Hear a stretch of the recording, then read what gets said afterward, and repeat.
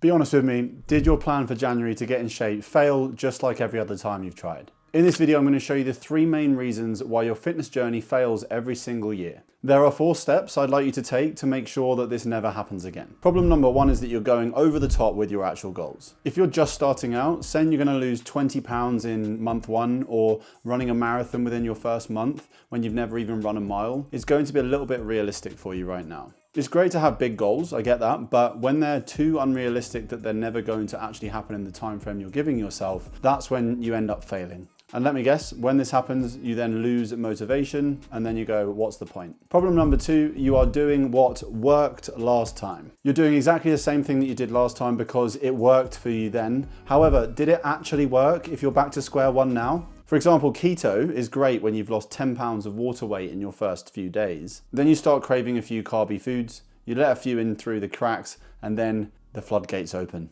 We're back to square one. Little tip here. If it works long term, you wouldn't be watching this video. And secondly, anything that's promoted as a quick fix probably won't be lasting very long either. Problem number 3 is that you are following the wrong influencer. Now, you might be following advice from a fitness influencer who's always been really slim, gets paid to promote their products, and actually has no idea what they're talking about. So here is what I want you to do instead. Step 1 is going to be setting a realistic goal for yourself. If you're wanting to lose weight, for example, set yourself up with the goal of losing 0.5 to 1% of body weight per week. For example, if you're 200 pounds, try and lose 1 to 2 pounds every single week. This way, you're losing weight at a sustainable rate, and you're not going to be disappointed when you've set yourself this goal of losing 5 pounds per week. So now we've got this metric in place, work backwards from the goal. So with what we just worked out there, if you weighed 200 pounds and the goal is to lose 20 pounds, that's going to take roughly 10 weeks. Now we're locked in for an extended period of time, but not too long that you fall off the horse.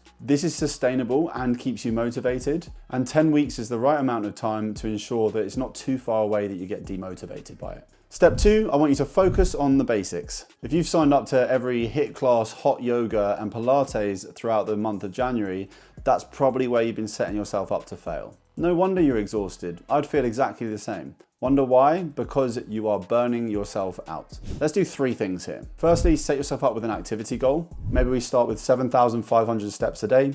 That's 3 times 2,500 steps walks. Those walks will typically take you 20 minutes each, so 3 20-minute walks in a day. Secondly, focus on protein in your diet. Eat a 1.5 fist size piece of protein with every meal. This will keep you full throughout the day and suppress the need to reach for the snack cupboard between meals. This is because protein is very satiating, so it fills you up. And thirdly, get in the gym 2 to 3 days a week. Now you might be like, whoa, why am I only doing 2 to 3 days? Because you don't need more than that. You're going to be burning yourself out if you're going 6, 7 times a week. Pick 5 exercises in the gym. This could be 5 machines or 5 dumbbell exercises or 5 bodyweight exercises. And now write them down on a piece of paper. Write week 1 through to week 4 or week 6. And then each week you go, I want you to write in how many reps you did and how many sets you did and how much weight you lifted. The goal here is every week we're trying to increase that amount. This is progressive overload. This is super simple and super sustainable, and you're not overwhelming yourself. It might sound a bit boring to start with, but the fun is when you find the exercises you really enjoy,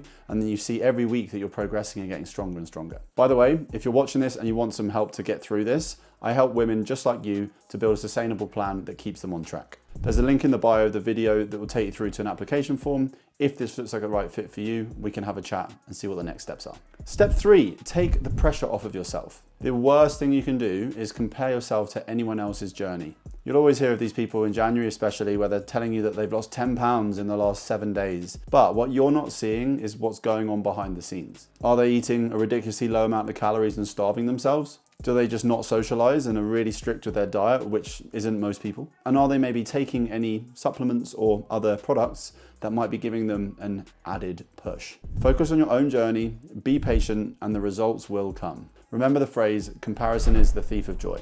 So just to recap, set realistic goals, stick to the basics, and trust the process. This isn't complicated. You just need the right approach that actually fits your life, not someone else's. January might not have worked out for you, but February is a fresh start. It doesn't need to be the start of the year where you try to do something. It could be starting now and going, this is when my real progress is going to begin. Again, if you found this helpful and you think that you need some help with your fitness journey, then fill out the link in my bio and I'll be in touch. Thank you for watching, and I'll see you in the next video.